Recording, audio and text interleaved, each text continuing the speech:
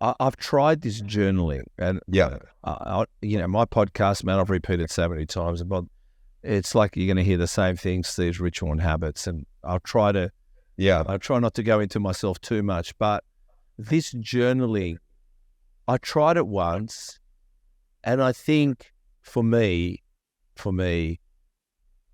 I didn't find it fun. Not fun about writing. I just I just wanted it gone.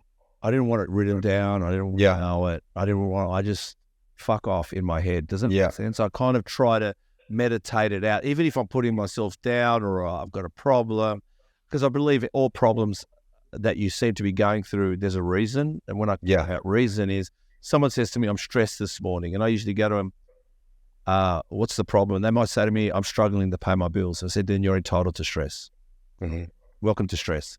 Because I think we try to suppress a lot of things, but no one's allowed to relish, enjoy, celebrate, and we're also not allowed to commiserate, fucking be shit, smash the kitchen up.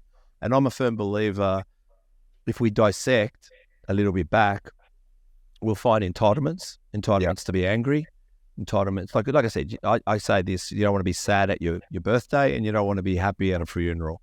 So it's kind of like just realizing, if you backtrack a little bit, I haven't slept enough. Someone said to me, I went to bed at 1 o'clock in the morning, 12, and I said, no wonder you can't get up. Like, there's always reasons and answers. But so you don't necessarily think and daydream like I do. You seem to be holy fuck, and then that sounds interesting. Yeah, well, I think when it comes to overthinking and thoughts, if you stop and think for a brief moment and actually listen to the things that are going through your head, they can have such a massive impact and influence on just even the littlest of things that you do on a day-to-day basis, and if you find yourself that you tend to get stressed out quite easily, is it because you are thinking too far ahead in the future?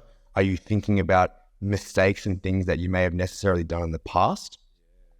So it's just trying to be, you can't change the past.